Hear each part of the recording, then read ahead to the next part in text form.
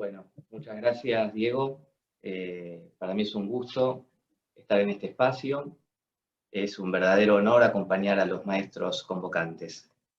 Y al mismo tiempo es un gran gusto compartir esta mesa con analistas tan prestigiosos y muy reconocidos.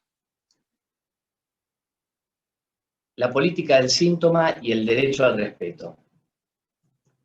Freud escribió Psicología de las masas en 1921, desentramando los complejos mecanismos de las identificaciones. Brindó una lúcida lógica sobre la identificación al líder y la sumisión de la masa. De tal modo se anticipó a uno de los capítulos más siniestros en la historia de la civilización, el ascenso de Hitler al poder. 50 años después del texto freudiano, Lacan dicta la conferencia La Tercera, que luego es establecida como texto escrito. Allí el enfoque y la puntuación de Lacan no se sitúan en torno a los peligros de la emergencia de un nuevo líder amo. La preocupación de Lacan no es otra que lo que denomina el advenimiento de lo real. Es en esta época de su enseñanza que habla de un real desbocado desde que tiene el apoyo del discurso de la ciencia. Un real que puede devenir muy agresivo y barrer la superficie del globo, par letra incluido. Este real del que se trata se intrinca con un goce devorador en el sujeto. Pulsión oral a su máxima expresión, el que ya tenía una tradición en la investigación lacaniana, a lo largo de su seminario.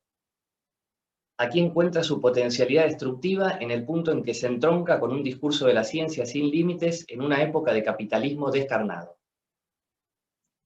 Podemos traer a la palestra algunas figuras con las que Lacan imaginarizó un real estragante. En el seminario 10, La angustia, Lacan hace mención a la mantis religiosa gigante, y se trata de aquel insecto hembra que luego de la cópula sexual devora a su partener. Esta figuración le permite a Lacan articular lo que sucede con la angustia y la captura de la imagen especular en el espejo del otro. La sensación ante el deseo del otro puede devenir certeza aniquilante para el sujeto, de ahí la angustia. Otro imaginario borde de real es el cocodrilo del seminario 17, el reverso del psicoanálisis. Allí habla del estrago del deseo materno y las fauces del cocodrilo son capaces de tragarse de un bocado las crías que tienen en su interior. Voraz y aniquilante gesto.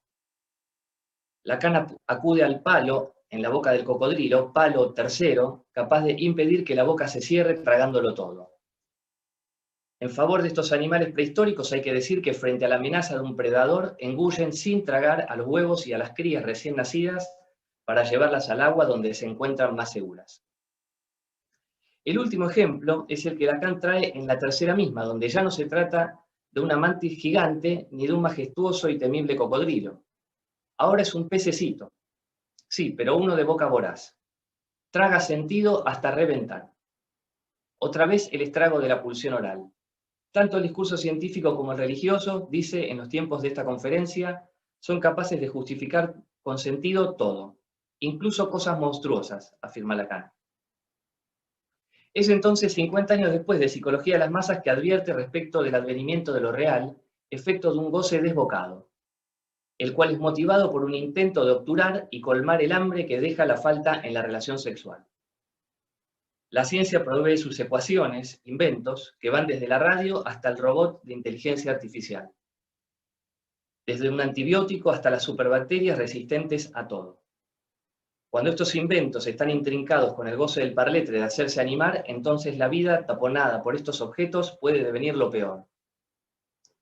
Lacan avisora y advierte al respecto. No sea cuestión que lleguemos a estar animados por los gadgets, es decir, que estos nos dominen y controlen. A su vez, no sea cuestión que las superbacterias se cuelen por debajo de alguna puerta malintencionada y lo infecte todo. En el cuento de Ray Bradbury La pradera, de 1950, la misma época, Lidia se dirige a su marido a propósito de la casa feliz, electrónica y automatizada que habían construido. Pensé que la habíamos fabricado para no tener que hacer nada, pero ahora ya nada es mío aquí. Nosotros no tenemos qué hacer en ella y no tenemos ninguna autoridad sobre los niños.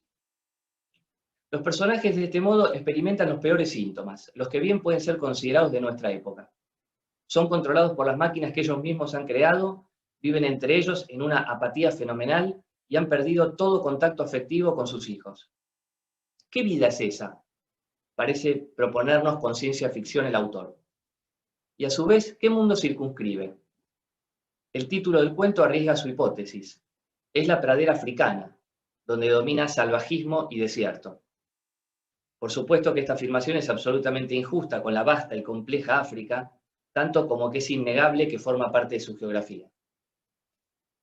Volviendo a Lacan, cuando dice que pese a ese intento de hacerse comer, ese modo del goce del todo, en el que culmina cierto programa del discurso, pese a ello, no lograremos que no sea un síntoma, como diciendo, no lo lograrán. Es decir, que luego de su lectura ciertamente pesimista del advenimiento de lo real y del porvenir del parletre, Lacan sigue apostando al síntoma y a las coordenadas del psicoanálisis como las mejor situadas para enfrentar este real. Que el advenimiento de lo real acontezca síntoma depende de la ubicación del analista y del acto que propicia. La política del síntoma en este sentido es una política del frenado, en la medida en que el síntoma impide, es cruz y palo, antes en las fauces del cocodrilo, ahora en la rueda del goce irrefrenable. Lo que aplica tanto en dirección al análisis en intención, cuando nos las vemos con estos goces pulsionales desbocados en los divanes, como en la extensión cuando enfrentamos estos dilemas del presente y del porvenir.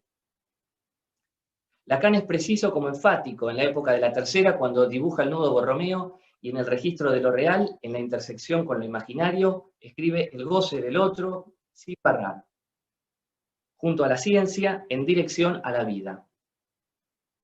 Por eso la pregunta de ¿qué vida es esta? Al año siguiente, en el Sintóm, ya la misma escritura es del goce del otro barrado, pero en la tercera trae este otro subrayado para hablar de ese real desbocado. ¿Qué vida es esta de la ciencia que procura tapar la falta, obturar la no relación sexual y saturar el goce del otro? Vuelvo al Lacan enfático cuando afirma que el psicoanálisis es precisamente otro discurso y tiene que hacer la contra a tal programa de saturación.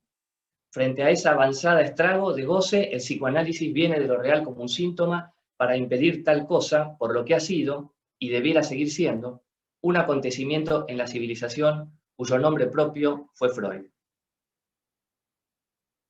En el seminario 16 de un otro al otro es presentada la función tercera como aquella que representa y funda la falta al tiempo que instituye una barrera al goce. Lacan señala, sirviéndose del proverbio árabe, las 4 cosas que no dejan ninguna traza. Por un lado está la vía de la mujer, como aquella sin trazas de lo fálico. Pero aquí súbitamente Lacan tiene un lapsus y olvida justamente la 4ª cosa que no deja trazas. Se trata de la mano del cambista, prestamista en la moneda. Eso no deja trazas. 2 modos radicalmente diferentes de no lugar. Frente a lo forcluido que no deja trazas, dice Lacan, el rol de las enfermedades venéreas no es un azar en la estructura. ¿Qué decir entonces del rol de las pandemias? El psicoanalista se sitúa en el lugar mismo de la falta que deja la no relación sexual y vuelve operativo el objeto A en lo real. Es decir, que él mismo deviene objeto A causa de deseo. En Niza, 1974, dice Lacan que en el fondo del torbellino, lo que hace causa es un desecho, y que tiene derecho a autorizarse a ser verdaderamente un analista quien se ha dado cuenta de esto. Dice, es preciso que el analista asuma su posición de desecho para poder incitar al analizante. Retomo lo que decía en ese sentido Diego, ¿no? De aquellos que dicen que no hace falta ser analista, entonces, para estudiar o practicar el psicoanálisis. No hace falta analizarse, decía Diego, criticando a esas nuevas versiones, ¿no? Para ello concluye Lacan que el analista no se crea de más, no se crea gran cosa. Pero entonces, ¿en qué se cree? Se articula de este modo la política del síntoma, acontecimiento de lo real del psicoanálisis, en tanto un planteo de vida cuyo programa se encuentra ligado con preservar la falta como calce del nudo, ya que ésta puede advenir causa para la asunción del ser desecho. El desecho es un residuo, es algo ya usado, lo que queda luego de. Es también abono que nutre, que puede ser reutilizado luego de un cierto procesamiento. Hoy la civilización sabe no solo de la necesidad, sino de lo imperioso que implica reciclar los desechos. Al respecto, y en Psicoanálisis en Intención, es muy valiosa la acotación de Silvia Amigo cuando dice que el objeto A que cae efecto de un análisis, cae hacia adelante y fertiliza. Desecho entonces que fertiliza, da vida vinculada a la asunción del deseo. Retomo aquello de que tiene derecho a autorizarse el analista que sepa hacer de su posición de desecho, porque pasó por allí y puede incitar a otros a no morir en el intento y quedar deshechos, que es lo que sucede cuando la pendiente inclina hacia la melancolización. La lógica y el discurso del todo no causan ni fertilizan, taponan y provocan un goce insaciable y superyoico. Goza, goza. Por el contrario, el desecho que fertiliza es el resto de la operación del sujeto en su paso y atravesamiento por el no todo.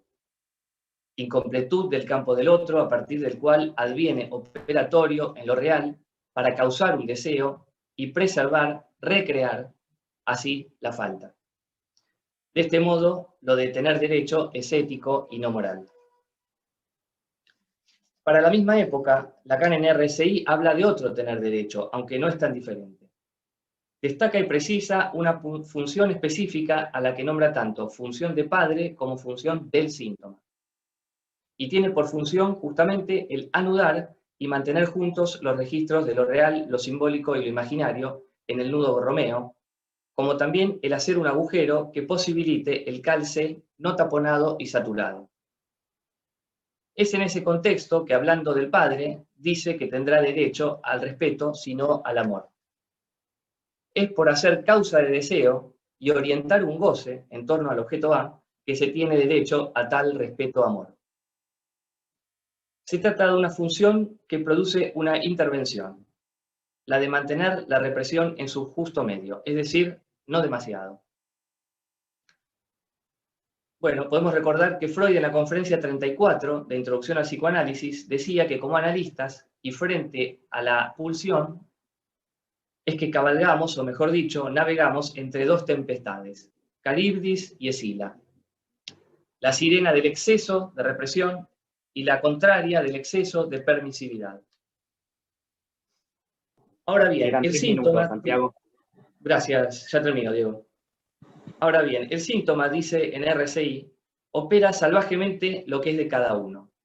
Se tratará en un análisis de morigerarlo y suavizarlo. Civilizar el goce, dice en la tercera.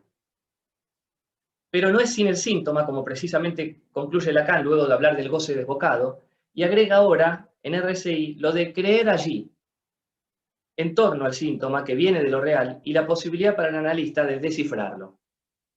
Es mejor creer allí, acontecimiento de lo real, que creerle o creerla, es decir, creer en el discurso totalizante de la ciencia o creer buscar la mujer con mayúsculas con la que el neurótico anhela la conjunción totalizante sexual. Creer allí es lo contrario de creerle o creerla, enfatiza Lacan. Presentar un síntoma es un acontecimiento de lo real, que llegado el caso puede invocar otra presencia, la de un analista para reducirlo con el equívoco. Esta es la autorización requerida a la que Lacan califica de digna, diciendo que en la práctica analítica es con el sentido que operamos para reducirlo con el equívoco. Dice, aquellos que son aquí dignos de nombre de analistas. Termino. Es por esa senda que se propone avanzar en la época de los nudos, por la vía de dar común medida a los tres RSI, de anudarlos para lograr que se mantengan juntos y de poder distinguirlos. Y esto es lo que nos da la esperanza de dar un paso, dice Lacan. Es la esperanza a corto plazo, no hay otra y no es poco. Nada más, gracias.